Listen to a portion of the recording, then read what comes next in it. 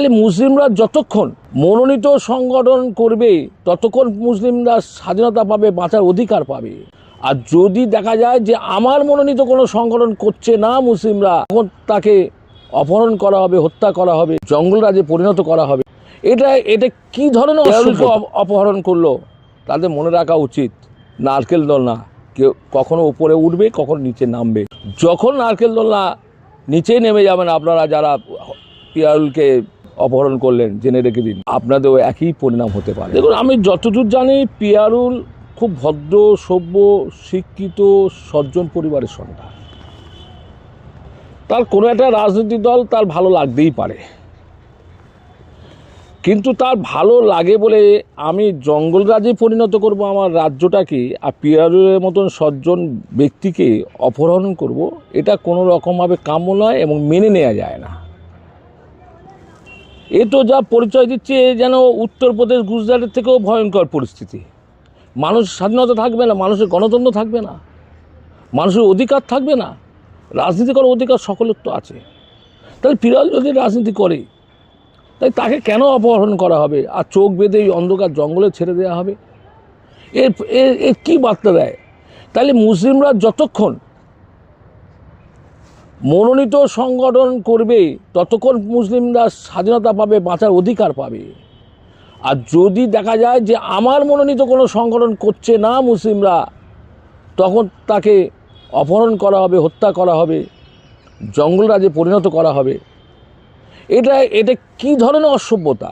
অসভ্যতা বন্ধ হওয়া উচিত। রাজনীতির অধিকার সকলের দিতে হবে। কারণ আজ যারা পিয়ারুলকে অপহরণ করলো তাদের মনে রাখা উচিত নারকেল দোলনা কেউ কখনো উপরে উঠবে, কখনো নিচে নামবে। যখন নারকেল দোলনা নিচে নেমে যাবেন আপনারা যারা পিয়ারুলকে করলেন, অপহরণ করলেন, জেনে রেখে দিন আপনাদেরও একই পরিণাম হতে পারে। তাই পাপ বাপকে ছাড়বে না। সুতরাং বাংলার মানুষ নীরবে দিন গুনছে, সময় অপেক্ষায়। বাংলার মানুষ পরিবর্তন চাইছে, পরিবর্তন একদিন না একদিন আসবে। পৃথিবীর বুকে অনেক সম্রাটকে দেখেছি, রাজাকে রাজত্ব করতে দেখেছি, কিন্তু তাদের লৌকো কীভাবে ডুবে গেছে সেটাও আমরা ইতিহাসে পাতায় পড়েছি। বুদ্ধদেবকে আমরা দেখেছি, আমরা 230, ওরা 30। সেই বুদ্ধদেব সরকার 2011 সালে কীভাবে তলিয়ে গেল। এরা যেই সরকার, যেই ক্ষমতা থাক, আর যারাই এটা অপহরণ করে থাকুক, জেনে রেখে দিন ক্ষমতা কিন্তু চিরকাল কারোর জন্য স্থায়ী নয়। একজন অ্যাডভোকেটকে মেরে মোটামুটি মাথা ফাটিয়ে দিচ্ছে অ্যাডভোকেট, তাহলে সাধারণ মানুষ কীভাবে বাঁচবে? না, অ্যাডভোকেট তো মানুষের অধিকার পাইয়ে দেয়। তারা লড়াই করে জজের সামনে গিয়ে, বিচারের টেবিলে গিয়ে। আর সেই যদি অ্যাডভোকেট, আইনজীবী, তাকে যদি মাথা ফাটিয়ে দেয়, আমি তো বললাম এটা জঙ্গলের রাজ চলছে। এই জঙ্গলের রাজ বন্ধ হওয়া উচিত। মানুষের স্বাধীনতা দিক, অধিকার পাক। শুধু হারোয়া না, দুদিন আগে দেখছিলাম ভাঙড়েও রক্তদান শিবির নিয়ে টিএমসি আয়োজন সংঘর্ষ বাদে, কী বলবে? দেখুন, আমি আশ্চর্য হয়ে গেছি যেদিনকে অভিষেক ব্যানার্জি বারুইপুর সাগর দত্ত মাঠে সমাবেশ করতে এসেছে। একটা নেতা সমাবেশ করতে আসবে, বিশাল নাম, দ্বিতীয় কমান্ডো বর্তমান সরকারের। প্রায় 1 মাস ধরে বাংলার যত তাবৎ নেতা আছে সাগর সঙ্গের মাঠে এসে কিভাবে মিটিংয়ে অ্যারেঞ্জমেন্ট করবে, কীভাবে স্টেজ তৈরি করা হবে, তার তো পরিকল্পনা নিয়েছে। এবং সাথে সাথে প্রোগ্রামের দিনে সেই দ্বিতীয় কমান্ডো এসে যখন বক্তব্য রেখেছে, বিশ্বাস করুন আমার এই জায়গাটা খুব আঁতে লেগেছে। যেখানে বাংলার মাটিতে 2021 সালে বিজেপির মতন সাম্প্রদায়িক শক্তি 77টা সিট পায়, আসন পায়, কংগ্রেস সিপিএম 0। সেখানে একটা মাত্র বিরোধী ভাঙড়ে নওশাদ সিদ্দিকী আইএসএফ।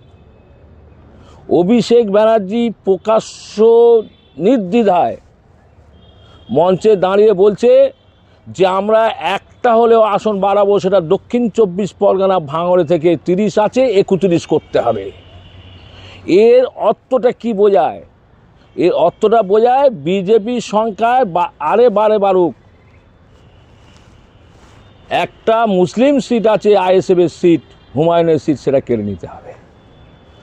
অর্থাৎ সেই ক্ষেত্রে সেদিনে অভিষেক ব্যানার্জি যে মন্তব্য করে গেছে সেই মন্তব্য ফলপ্রসূ জাহাঙ্গীর খাঁ যে এখন খান চৌধুরী হয়েছে, আর শওকত মোল্লা যে হারমাত, যে একটা সময় সিপিএমের জমানায় বিরোধীদের যেভাবে বিরোধীদের ওপর অত্যাচার করেছে, যে স্বয়ং মমতা বন্দ্যোপাধ্যায় এই দক্ষিণ 24 পরগনার জেলা প্রশাসনের মিটিং করতে এসে বলে তুই তো হারমাত, তার দলের বিধায়ক, তার দলের মুখ্যমন্ত্রী, সেই শওকত মাঠে নেমে পড়েছে